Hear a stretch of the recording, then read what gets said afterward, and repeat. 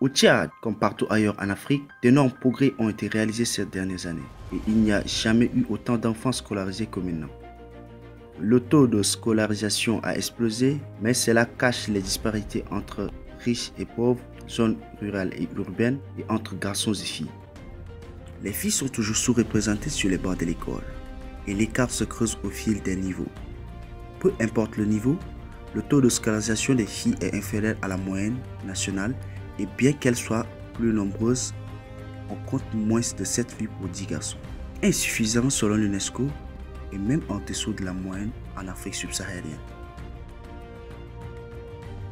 D'autre part, le taux d'abandon est le plus élevé chez les filles.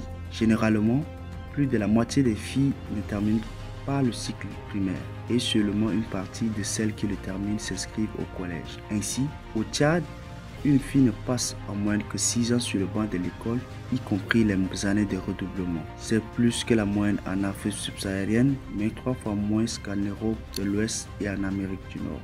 Les traditions, la pauvreté, la violence à l'école et sur le chemin de l'école, ainsi que les mariages et grossesses précoces comptent parmi les causes les plus importantes de la non-scolarisation des filles. Mais il ne faut pas oublier le faible niveau des infrastructures scolaires.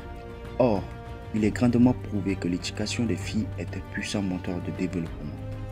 Chaque année supplémentaire d'éducation pour la fille augmente ses revenus futurs de 10 à 20% au primaire et de 15 à 25% pour le secondaire. De plus, si on augmente de 10% la scolarisation des filles, le PIB d'un pays augmente de 3%.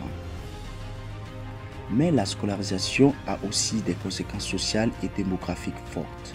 Plus les filles sont instruites, plus elles ont tendance à éviter les mariages précoces, avoir moins d'enfants, mieux se nourrir et participer davantage aux prises de décisions. L'éducation et le bien-être des enfants sont plus fortement influencés par le niveau d'instruction de la mère que par celle du père. On dit que l'éducation des filles a des conséquences intergénérationnelles. Ainsi, chaque année supplémentaire de scolarité dans la vie d'une fille réduit de 10% le risque de décès de son futur bébé. Peut-être parce que le recours à un suivi prénatal augmente avec le niveau d'instruction. L'expansion de l'éducation des filles a contribué à la réduction de 40% de la malnutrition dans le monde à la fin du XXe siècle, selon PAM. Il nous est impossible de réaliser un développement inclusif sans atteindre un niveau optimal en matière de scolarisation des filles. En Afrique subsaharienne, les pays qui ont les plus forts niveaux de scolarisation des filles et ou de parité dans l'enseignement ont des économies plus diversifiées et souvent plus compétitives.